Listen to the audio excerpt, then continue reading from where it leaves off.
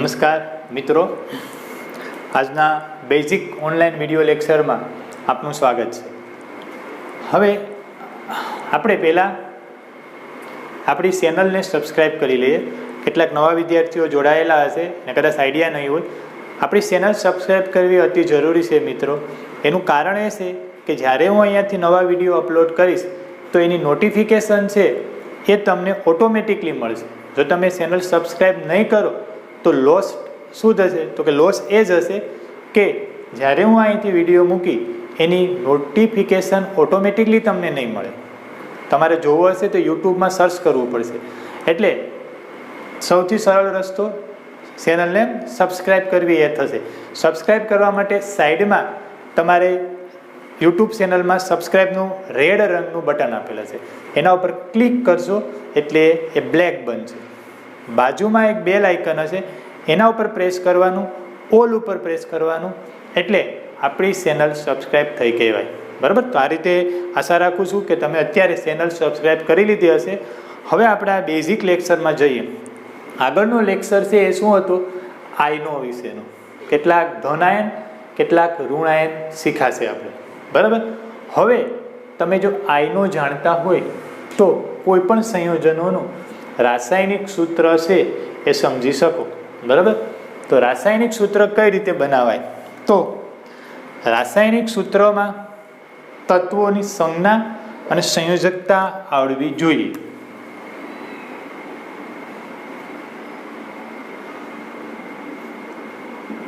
સંજ્ઞા અને સંયોજકતા જાણતા હોવા જોઈએ. બરાબર? તત્વોની સંજ્ઞા અને સંયોજકતા, બસ એ બે વસ્તુ જાણતા હોવા જોઈએ તો તમને રાસાયણિક સંયોજન છે એનું સૂત્ર આવડી જાય. બરાબર? હવે તમારે શું કરવાનું કે કોઈ ધનાયન ને કોઈ ઋણાયન લઈએ આમાંથી. દાખલા તરીકે ફોર એક્ઝામ્પલ આપણે એક ઉદાહરણ લઈને સમજીએ. તમને કોઈ એવું કહે કે સોડિયમ ક્લોરાઇડ એનું રાસાયણિક સૂત્ર લખો. Sodium chloride. ધાતુના નામમાં કોઈ ફેર નહીં હશે. બરાબર? અને જ્યારે ધાતુને અધાતુથી એક નોટ કરજો. જ્યારે ધાતુ અને અધાતુ છે એનાથી કોઈ પણ સંયોજન બનશે, બરાબર, ત્યારે ધાતુ હંમેશા ડાબી બાજુ જ લખાય, અધાતુ હંમેશા જમણી બાજુ જ લખાય. પેલો નિયમ નોટ કરી લેજો. જ્યારે ધાતુ અને અધાતુ જે છે, અત્યારે આ સોડિયમ ધાતુ છે ને ક્લોરીન અધાતુ છે, તો ધાતુનું નામ પહેલાં લખાય પણ, અને જ્યારે સંજ્ઞા આપો ત્યારે પણ પહેલાં જ લખાય. સંજ્ઞા અને લખવું બે કિસ્સામાં ધાતુને પહેલાં જ લખાય, અધાતુને પાછળ લખાય. ડાબી બાજુ ધાતુ લખાય, જમણી બાજુ અધાતુ લખાય. આ એક નોટ કરી લેજો, વિડીયોને અટકાવી અને આ એક નોટ કરજો. હવે આગળ જોઈએ સોડિયમ ક્લોરાઇડ. બરાબર? આનો આપણે શું કહે છે? રાસાયણિક સૂત્ર લખવું છે. તો તમારે શું કરવાનું? સંજ્ઞા આપવાની. સંજ્ઞા આપવાની. સોડિયમની સંજ્ઞા જાણો છો, ક્લોરીનની સંજ્ઞા જાણો છો, આ મેં અહીંયા આપી દીધી સંજ્ઞા. બીજું શું આપવાની? વેલેન્સી. વી એટલે વેલેન્સી હું લખીશ. બરાબર? તો વેલેન્સી આપવાની. તો સોડિયમની સંયોજકતા કેટલી છે? +1. આમાંથી જોતા જજો. સોડિયમ આયન હશે +1 હશે. અને ક્લોરીનની વેલેન્સી જો આમાંથી જો, ક્લોરીન છે એની વેલેન્સી સંયોજકતા બોલો -1 છે. હવે આગળનો નિયમ સમજો. તમારે શું કરવાનું એ આ સમજાવતા પહેલા તમને એક વ્યાવહારિક ઉદાહરણ આપું. બરાબર? એક વ્યાવહારિક ઉદાહરણ આપું કે એક ઓક્ટોપસ છે અને એક હ્યુમન છે, માણસ. હ્યુમન, મનુષ્ય, ઓક્ટોપસ.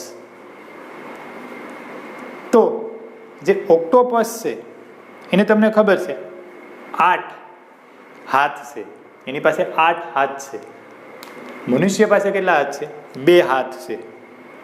ઓક્ટોપસ પાસે 8 હાથ છે મનુષ્ય પાસે 2 હાથ છે. હવે આ ઓક્ટોપસ છે એના 8 હાથને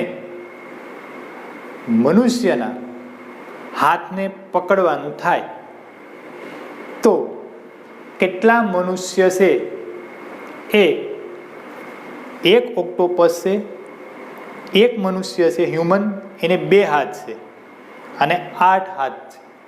તો એક ઓક્ટોપસને મનુષ્યના હાથ પકડવા હોય તો કેટલા મનુષ્ય જોઈશે? અહીંયા આને કેટલા 8 છે? 8. આને કેટલા છે? 4. સોરી 2.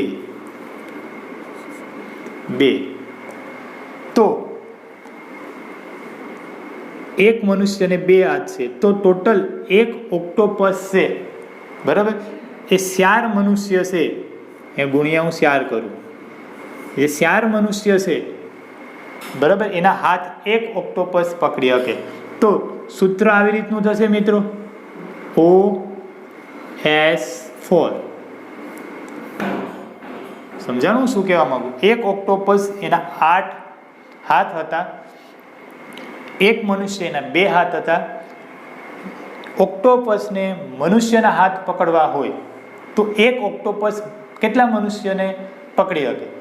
તો કે એક ઓક્ટોપસ 4 મનુષ્યના હાથ પકડી શકે, કારણ કે એક મનુષ્યના 2 હાથ છે, 4 મનુષ્યના 8 હાથ થશે. તો એક ઓક્ટોપસ છે એ આરામથી 4 મનુષ્યના હાથ પકડી શકે. તો આ એક તમે શું કર્યું? બેલેન્સ કર્યું, કે હાથોને બેલેન્સ કર્યા. 8 હાથ ઓક્ટોપસના હશે તો સામે 8 હાથ કોના હોવા જોઈએ? મનુષ્યના હોવા જોઈએ, તો બેલેન્સ થાય ને. બસ એ જ રાસાયણિક સૂત્રમાં કરવાનું છે મિત્રો. રાસાયણિક સૂત્રમાં શું કરવાનું? હંમેશા ધનાયન અને ઋણાયન છે એના વીજભાર સરખા કરવા. એક નોટ લખજો. રાસાયણિક સૂત્રમાં શું કરવાનું? ધનાયન અને ઋણાયનના વીજભાર કેવા હોવા જોઈએ? સરખા હોવા જોઈએ. એનો મતલબ કે કોઈ પણ રાસાયણિક સૂત્ર હશે એના ઉપર કોઈ વીજભાર ન હોય. રાસાયણિક સૂત્ર બનશે, હું સમજાવું છું. હવે તમારે સોડિયમ ક્લોરાઇડ છે એનું રાસાયણિક સૂત્ર લખવું છે. રાસાયણિક સૂત્ર તો શું થશે? તો કે બેયના વીજભાર સરખા છે. આ 1 આ 1, પછી પ્લસ માઇનસ જે હોય, આ પ્લસ માઇનસ આ માઇનસ 1, બેયના 1 1 જ છે. તો સીધું NaCl, સોડિયમ ક્લોરાઇડ. આ થઈ ગયું રાસાયણિક સૂત્ર, બરાબર. સોડિયમ ક્લોરાઇડ NaCl, ધાતુ પહેલા લખાય, અધાતુ પછી લખાય. આખું જે સંયોજન બને એના ઉપર કોઈ વીજભાર નહીં, કારણ કે આખું જે સંયોજન હોય ને એ વીજભારની દ્રષ્ટિએ તટસ્થ હોય. પ્લસ માઇનસ 2 વીજભાર છે એ કેન્સલ થઈ જાય. એટલે એક યાદ રાખજો, NaCl છે એ વીજભારની દ્રષ્ટિએ તટસ્થ બની ગયું. બીજું એક્ઝામ્પલ લઈએ, આ નોટ કરી લેજો. બીજું એક એક્ઝામ્પલ લઈએ.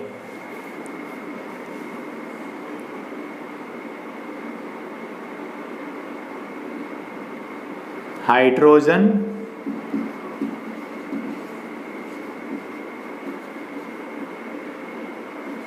સલ્ફાઇડ.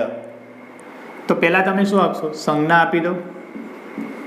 હાઇડ્રોજનને S વડે દર્શાવાય, સલ્ફાઇડ છે, સલ્ફાઇડ S વડે દર્શાવાશે. એ બેની જે વેલેન્સી છે એ હાઇડ્રોજનની વેલેન્સી +1 આવે. લખજો અહીંયા, હાઇડ્રોજન છે હાઇડ્રોજન આયન S+1 આવશે. હાઇડ્રોજન છે +1 વીજભાર ધરાવે, તો હાઇડ્રોજન છે એની વેલેન્સી +1 છે. સલ્ફરની વેલેન્સી, સલ્ફર -2 છે. તમારે શું કરવાના? વીજભાર સરખા કરવાના. વીજભાર સરખા કરવા માટે તમારે કરવાનું શું? આ -2 હોય તો આ પણ કેવું હોવું જોઈએ?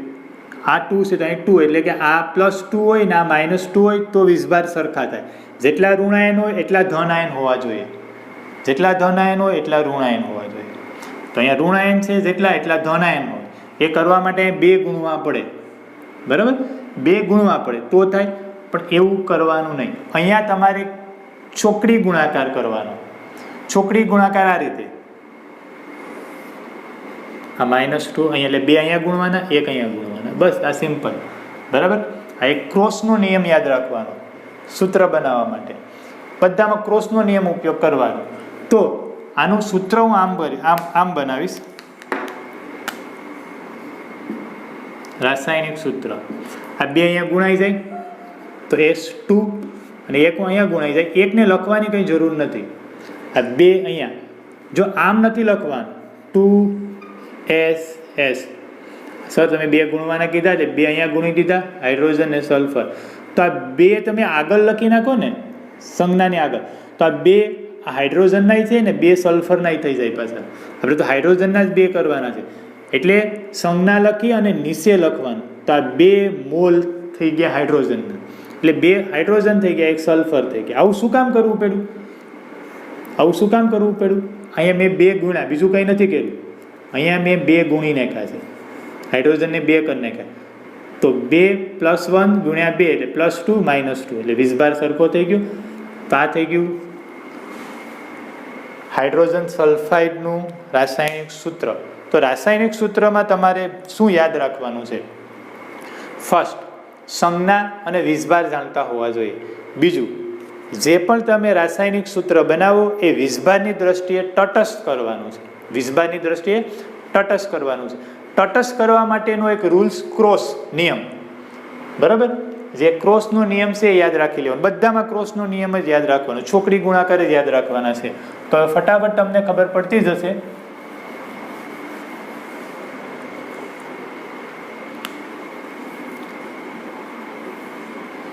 સપોઝ કે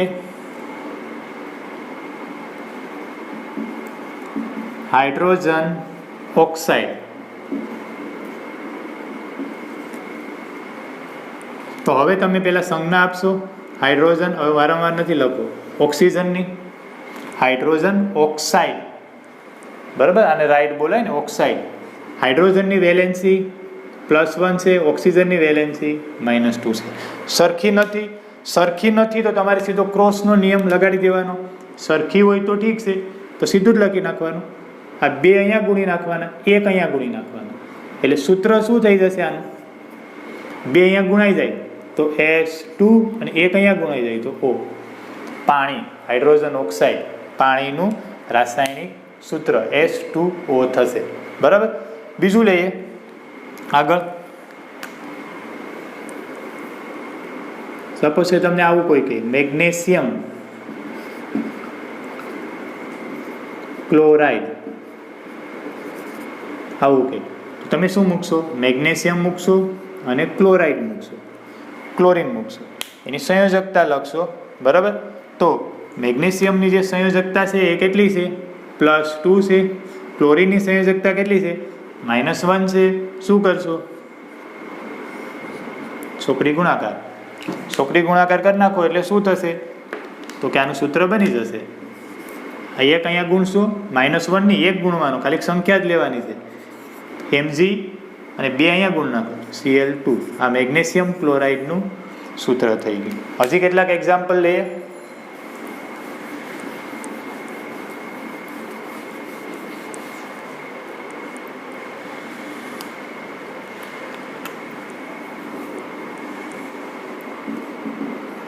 એલ્યુમિનિયમ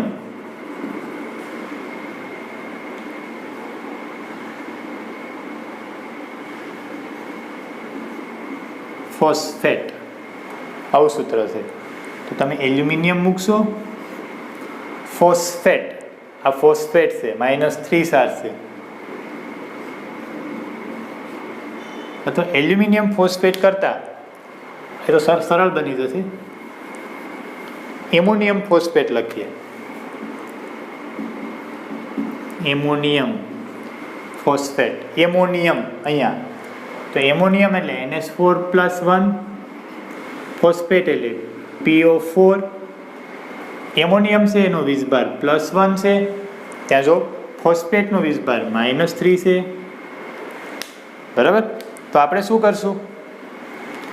સિમ્પલ, હવે બધું ખબર જ છે. આ 3 અહીંયા ગુણ નાખશું, 1 અહીંયા ગુણી નાખશું, એટલે આપણું જે સમીકરણ બનશે આવું બનશે, 3 અહીંયા ગુણો તો એ નીચે લખું છું NH4 કાઉન્સ કરી અને 3 અને અહીંયા ફોસ્ફેટ.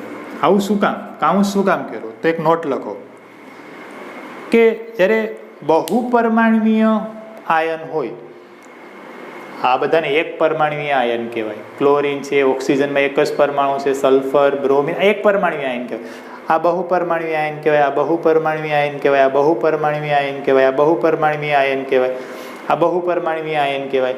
તો જ્યારે બહુપરમાણવીય આયનો એક કરતાં વધુ પરમાણુ ધરાવતો આયન હોય ત્યારે એની જે સંખ્યા છે જો 1 થી વધુ હોય તો કાઉન્સ કરી અને નીચે દર્શાવવાની.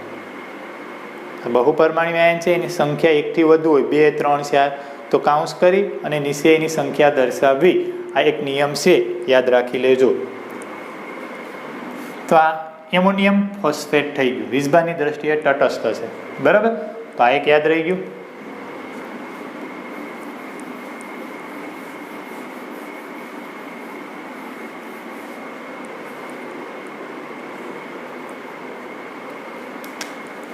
હવે તમને આવું કોઈ ગઈ એલ્યુમિનિયમ ફોસ્ફેટ, એલ્યુમિનિયમ ફોસ્ફેટ. બરાબર, તો એલ્યુમિનિયમ છે બરાબર, +3 ચાર્જ, ફોસ્ફેટ છે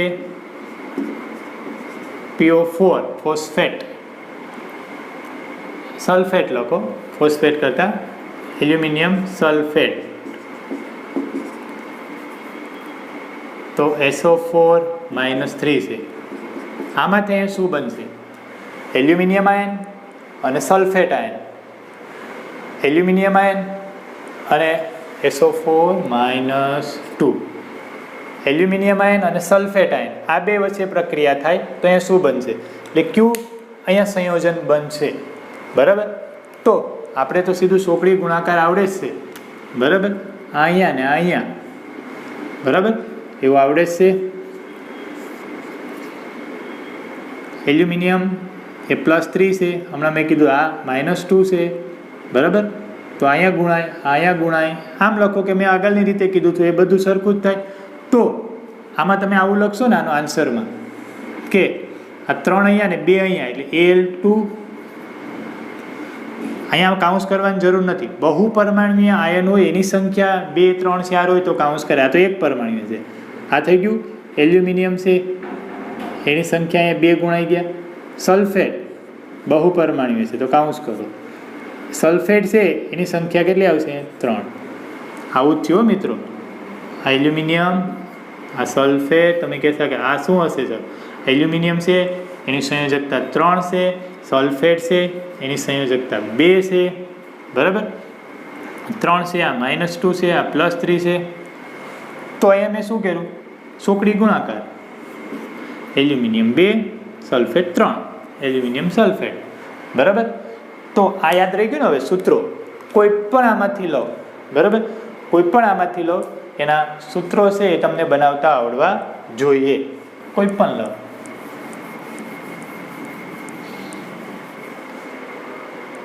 તમને કોઈ આવું લખીને આપી દે,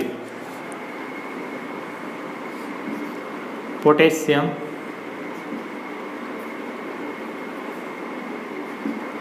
અને ડાઇક્રોમેટ, આમ લખે પોટેશિયમ ડાઇક્રોમેટ. આ +1 છે, ડાઇક્રોમેટ -2 છે, Cr2O7 -2. તો આમાંથી શું બનશે? તો વીસભાર સરખા ન હોય તો ચોકડી ગુણાકાર, સરખા હોય તો સીધું કરી નાખવાનું. તમારે આવું લખવાનું નથી, પણ તમારે સમજવાનું છે. એવું આ 2 અહીંયા ગુણાઈ જશે, આ 1 અહીંયા ગુણાઈ જશે.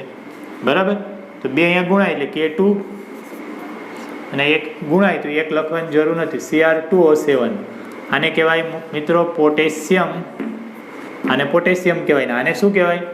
ડાઇક્રોમેટ. તો તમને નામ લખતા આવડી જાય, પોટેશિયમ ડાઇક્રોમેટ. બરાબર,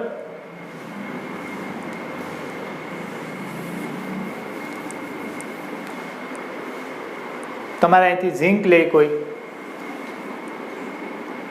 Zn+2 ઝીંક લઈ અને નાઇટ્રેટ લઈ NO3-1 તો શું થશે?